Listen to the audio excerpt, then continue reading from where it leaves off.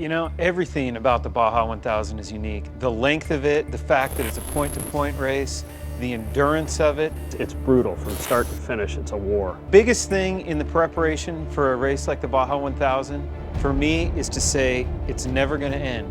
You're never going to get out of the rough. You're never going to get a break, and you just have to resign yourself mentally to the fact that you're in it for the long haul. It's not a sprint race. You just have to take the pain, the frustration, and realize that it's never going to be over. At the beginning of the Baja 1000, Sal Fish comes up. Sal is this mythical legend of Baja. He's been down there for 40 some years. He's owned it for about 37, 38 years. Great race, you guys, okay? We'll see you in the past. Keep up. So Sal Fish comes up to every person who comes off the starting line, shakes their hand, wishes them good luck, tells us to be safe. And that's kind of the moment where everything becomes real. You're on this dirt mountain, you come down, he shakes your hand, and then the green flag drops.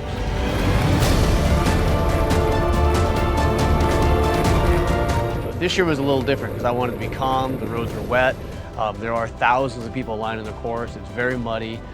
I personally didn't want to slide off the course and kill anybody, so I just tried to keep everything mellow. Then you go underneath the bridge, and then you hit the jump at the end. You hit this cool Red Bull jump that goes into it, but it's not a place where you want to wreck.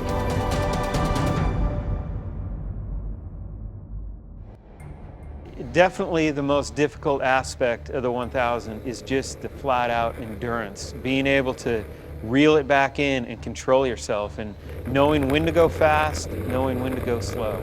It's finding that balance of longevity in the vehicle. You know, when you cross the finish line, you want the car to fall apart and be done. If it doesn't, you went too slow. If it breaks 100 yards before the finish line, you went too fast.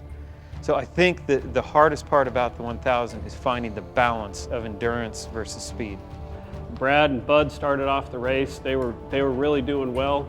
You know, there was a whole lot of beating around going with the other teams, and they played it really smart. We had all four monster teams just banging on our rear bumpers, screaming us on the radio. We just kept on pulling over and letting them by because, you know, they're in some 100-mile race that doesn't even mean anything to us. I'm not in a 100-mile race. I was in an 1,100-mile race. Guys were passing us. They'd pass, get stuck. They'd pass, break.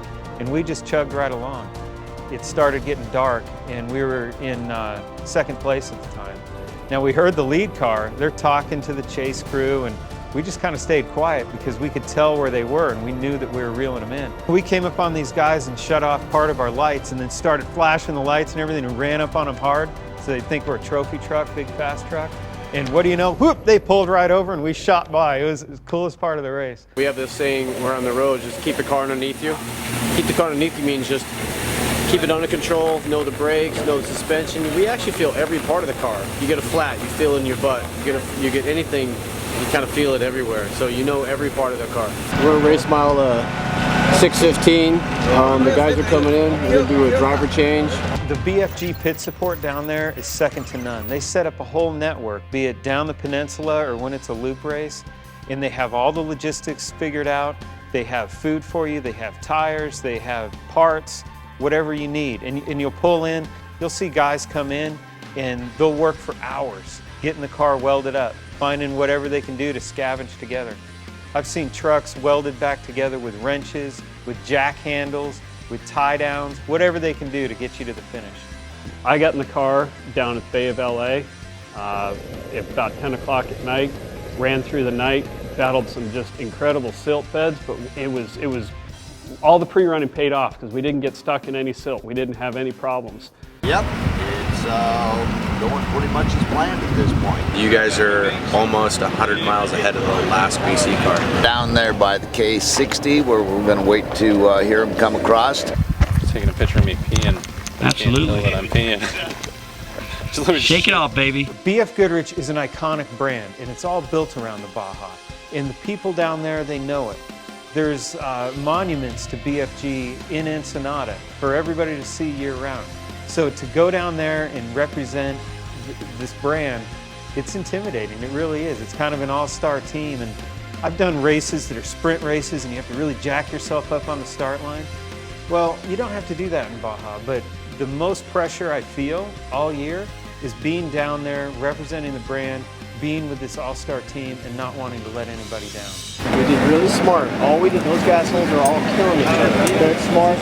Keep his pace down. Yep, pick it up. Keep his pace down. Taking care of your vehicle is the most important thing in endurance racing. You're racing two elements. You're racing yourself and your adrenaline, and you're racing the desert. You take care of the car's going to take you through the end. I mean, this is a race where sometimes you're 400 or 500 miles away from anybody, and if you break something, you got to get out of the car and fix it. So taking care of the car is the most important thing. At this point, it's all a blur of black and green cars. Wide Open gives anybody the ability to go down and experience the Baja 1000. You can rent a race car, or you can just go down there and get a tour and see what all these roads are about. And really, the tours, the pre-run, gives you the best chance to see what Baja's about. Kyle and I were hauling down through there. Everything was going great. We had about a 2-hour lead, and all of a sudden, just no power. The desert is the only thing you need to compete against out here. They are stopped, and they are stopped at race mile 969. They broke a CV. We got out, we looked, hey, it's a CV shaft. So we had a spare CV shaft, so Kyle's under there, I'm bolting the broken one, and I'm getting the new one out, and we realized that it's half of the new shaft is missing. We were 2.5 hours ahead of the second place car, and in the chase van, we're just so happy about what's going on, and then over the radio we hear that the car is stopped. So Bud's calling back to the United States to get updates from what's going on online, and we got this huge network of technology out in the middle of nowhere to try and figure out what's happening just a mile away from where we're parked. Yeah, Jeff, Dennis still has him stopped at 969. Okay, keep an eye on him. Let me know what happened. If anything changes in either one of the statuses. Thank you. So here we are, two car guys, and we've never done a CV shaft between us. So we got the balls rolling around in the sand. We got CV grease up to our elbows. So Brad and Kyle had to put together a CV shaft out in the middle of the desert, which neither one of them had ever done before. And they put together pieces that probably shouldn't work together, but they did.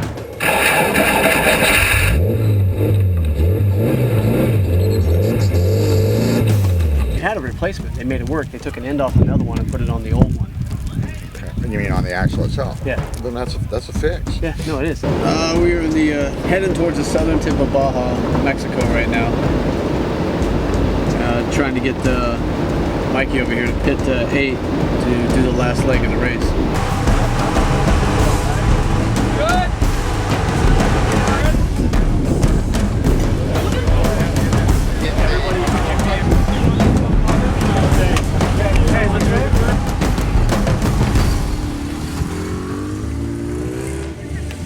Breaking down at race mile 969 was not in the plans. We were 2.5 hours ahead.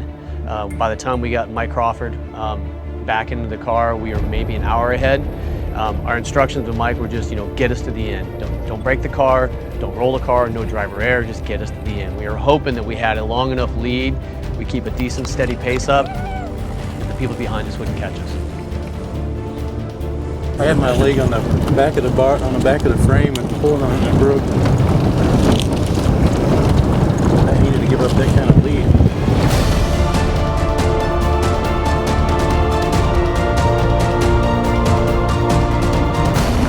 We have a comfortable lead. We're about 20 miles out of the finish line. Things are looking really, really good.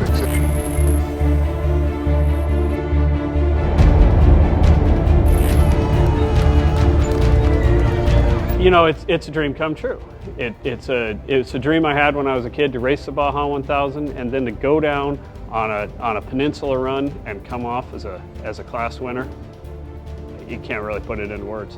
To be on the winning team for the 1000 is a lifelong goal. It's something I never thought I would be able to achieve, honestly. To do it with my brother, to do it with such an iconic brand like BFG is really an amazing experience.